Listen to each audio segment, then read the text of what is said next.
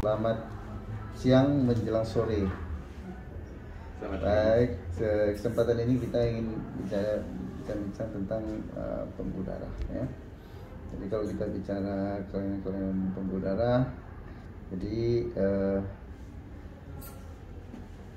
omong kosong kalau kita tidak tahu anatomi ya kan. Nah, sebab dasar dari semua pemahaman pembuluh darah pasti tentang anatomi. Namun sebelum itu kita minta pada teman kita di YouTube channel Dr. Ramzi itu mohon subscribe dan komen.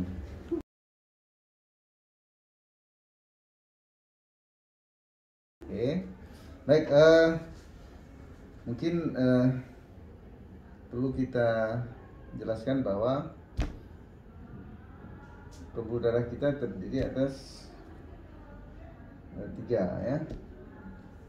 Pembuluh darah. Jadi ilmu vaskular itu ada 3 sebenarnya yang dibahas. Yang pertama tadi vena dan limf ya. Oh, nanti kalau kita bicara itu nanti jadi ngawur ya. Nah, baru kita bicara tentang arteri. Arteri itu membawa darah dari jantung ke seluruh tubuh. Nah, kemudian sistem vena membawa darah dari kembali ke jantung, dari periferal ke jantung. Termasuk juga arteri jantung, arteri otak. Tapi periferalnya apa? Periferal arteri di jantung? Arteri koronaria, misalnya kalau di otak tuh arteri di otak, mau cerebellum, arteri vertebralis ya, karotis yang mendarai. Itu adalah arteri periferal ya. Nanti ada arteri sentral lagi. Tuh, arteri sentral apa? Arteri sentral itu ada arteri yang berada di itu dari jantung sampai ke batas percabangan dengan iliaka, itu namanya arteri sentral. Vena juga ada vena sentral ya. Jadi arteri sentral itu namanya tahu apa? Arteri besar itu namanya. Ada aorta ya. Kalau vena besar apa? Vena cava. Nah, ini sering tidak dipahami ya. Di aorta itu darah akan mengalir dari jantung ke periferal ya, melalui aorta dulunya. Oh ya, tadi ada sistem satu lagi, sistem vena tadi, sistem balik dari periferal masuk ke jantung lagi ya. Jadi ada sistem limfe ya. Sistem limfe itu adalah sistem yang lebih rumit tentunya, dan jujur saja 60 tahun terakhir perkembangan penanganan limfe ini agak terkendala dan kurang pesat penanganannya. Nggak tahu nanti kedepannya orang banyak yang tertarik menangani limfe sehingga kasus limfedem ya, sumbatan limf baik kongenital atau memang trauma, atau limf pada kaki gajah, limf di ekstremitas bawah, limf di atas pasca operasi mastektomi ini masih agak sulit diperbaikin karena kecil dia. Tahu nggak ada limfe sistemnya dari mana? Dan apa pusat limfe? Jadi pusat limfe itu banyak ya. Nanti ada lymph node lagi. Lymph node itu di lipat paha. Kemudian di lipat paha, di ketiak, di leher, di ketiak ya. Nanti ada lagi sistem limfe. Muaranya itu umumnya limfe itu bukan berasal dari arteri alirannya ya, kandungannya tersendiri, dan bermuaranya umumnya sistem limfe itu bermuara di vena ya, vena. Nah, seperti itu. Saya rasa itu yang paling penting. Namun kalau pusat limfe bisa dari spleen, bisa dari torak ya, cili torak ya. Yang perlu kita pelajarin sekarang aliran darah. Aliran darah untuk sampai di kaki bisa kamu Sabrina menjelasin dari jantung lewat mana aja ya? Dari jantung. Iya. Dari jantung dia keluar. Untuk ke sistemik dari chamber yang mana itu? Dari jantung. Ya kan ada dua atrium ventrikel. Untuk ke sistemik ke kaki kita ini dari mana jalan? Itu ke paru dari sebelah mana?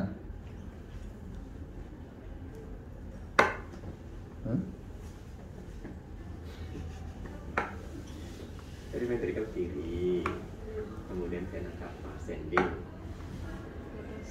kok vena arter apa? Ke Aorta ascending, aorta ya. Jadi dari ventrikel ya, bukan dari atrium. Ya kalau atrium yang atrium kiri dari mana dapat darahnya? Dari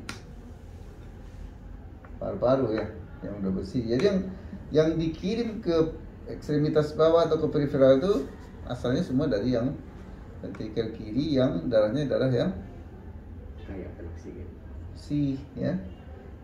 Kita membedakan darah bersih dengan darah kotor. Kalau dari vena cava dia darahnya lebih gelap. Kalau darah yang segar tadi itu lebih merah dia. Jadi dari ngelihat lukanya aja, darah yang keluar kita bisa tahu ini darah arteri atau darah vena ya. Jadi kalau luka di kaki darahnya hitam ya mungkin darahnya dari vena ya, nggak usah takut gitu. Kalau arteri juga darahnya akan muncrat dan bersih. Nah dari ventrikel kanan, dari ventrikel kiri dia masuk ke sistem aorta dulu ya. Aorta itu dia naik dan ya, nanti dari aorta dia naik itu namanya aorta ascending ya. Nah, arteri koronaria untuk jantung di mana? Dari mana keluarnya? Bisa ya, udara ya. Dari ascending ya, dari ascending itu keluar di arteri koronaria, nanti ada bercabangnya untuk right and left main ya. Nah jadi orang kardiologi itu untuk intervensi udah tahu dia titik masuknya dari mana ya, kalau untuk tindakan endovaskular nantinya. Nah kemudian dari situ baru masuk ke arkus atau loop dari aorta ya. Jadi keluar dia nanti cabang apa yang pertama? Kemana dia? Ke tangan dulu, tangan kiri apa tangan kanan duluan yang keluar? Kanan ya, itu namanya brachiosefalik. Kenapa dia trunkus brachiosefalik dan yang kiri apa yang keluar? Trunkus brachiosefalik juga atau apa?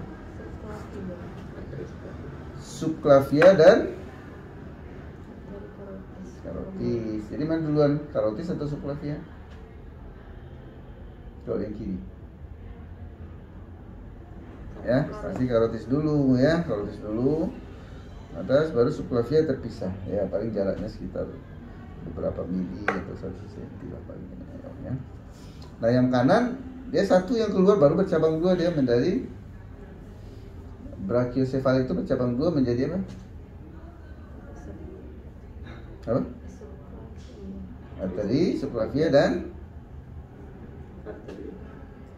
arteri itu kepala apa? Karotis. Ya. Kemudian kemana lagi dia? Ya, descendant ya, descendant apa? Descendant ini cabang-cabang kecil aja yang ada di sini. Nah, batasnya mana yang ini namanya aorta ya, semua ini aorta. Ini aorta descendant, ini aorta ascending, ini loop atau apa kurvnya ya. Nah, descendant ini sampai mana batasnya? Sehingga itu namanya adalah aorta apa namanya?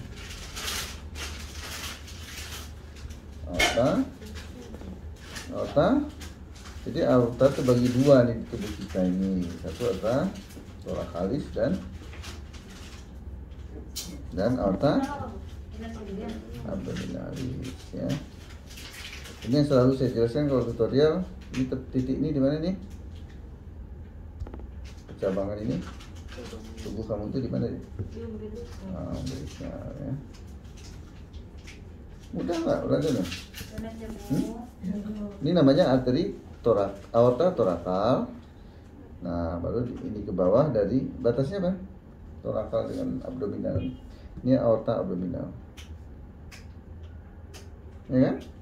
Nah, apa batasnya? Diafragma. Diafragma. Ya, diafragma. Jadi ini apa nanti Nah, ada dome of diaphragma namanya di sini ya. Nah inilah batasnya aorta thoracalis dan lalu vena beda lagi, vena porta, vena cava. Vena cava apa batasnya? Ada dua kan? Apa?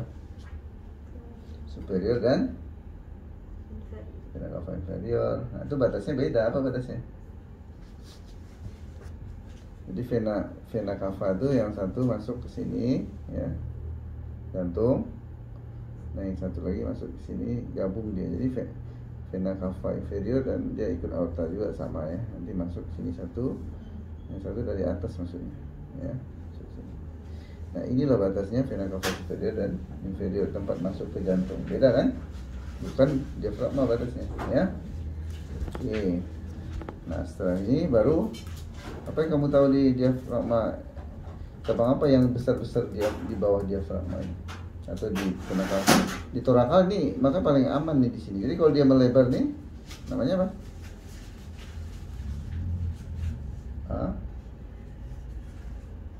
Melebar aorta itu apa namanya? Aneurisma. Ya. Apa itu aneurisma? Itu namanya aneurisma aorta. Kan ada kemarin presentasi. Ya. Ikut dong enggak? Ikut kan? Aneurisma aorta ya. Jadi ini bisa ditorakal namanya aneurisma aorta. Tapi tidak selalu aneurisma ini masalah yang emergensi. Kadang-kadang pembuluh darahnya ada 3 lapis nih. Kalau robek lapisan dalam itu bisa ngeflap dia, itu namanya dissecting ya. Kalau ngeflap dia itu namanya disseksi ya, dissecting ya. Ya. Kita superior yang paling atas. Kemudian ada celiac namanya, celiac artery itu cabang besarnya. Jadi di sini nanti ada celiac artery namanya. Celiac itu arteri yang mendarahi hati ya, hati. Nanti ada gaster, ada mendarahi spleen. Nanti dia bercabang ke sini deh ya. Nah, kemudian ini banyak lagi nih cabang-cabangnya. Nanti hati ada kiri dan kanan. Nanti mendarahi kantong empedu. Nah ini percabangan ini sering nih ya. Jadi banyak ini ada ke kiri dan ke kanan dia. Nanti ada spleen, ada gaster, ini semua di banyak cabangnya. Ini keluarnya dari celiac terang namanya. Celiac terang itu cabang celiac. Ya. Untuk mendarahi usus, apa namanya? Arteri yang mendarahi usus apa namanya? Oh iya. Arteri usus itu arteri mesenterica, ya. Mesenterica dia cabangnya keluar. Ini mesenterica superior namanya, ya, mesenterica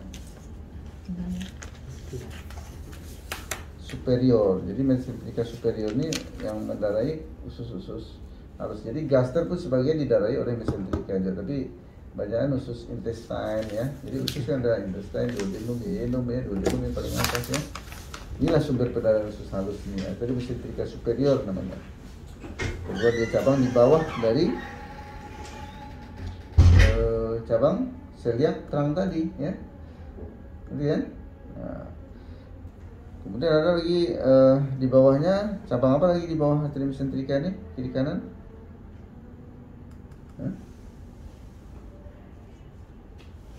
Arteri ya, renalis ya. Ya mendarahi ginjal. Itu namanya arteri renalis ya. Jadi tidak ada kehidupan ginjal tanpa ada suplai darah dari arteri renalis. Nah ini juga sering sumbat, sering apa ya, kalau sumbat ini ya gagal ginjal ya, mati ginjal ya. Nah di bawah arteri renalis ini terus ke bawah. Nah ini kosong juga kayak di sini. Nah di sini ada sedikit cabang yang cukup besar, tapi ini untuk arteri sebelum percabangan iliaka apa namanya? Arteri mesenterica inferior. Oke. Nah, itulah jalan darahnya kan. Sini udah sampai cabang. Cabang di pusat kamu udel kamu itu. Nah, bercabang dua dia menjadi Iliaka apa? Internal dan eksternal. Internal dan eksternal.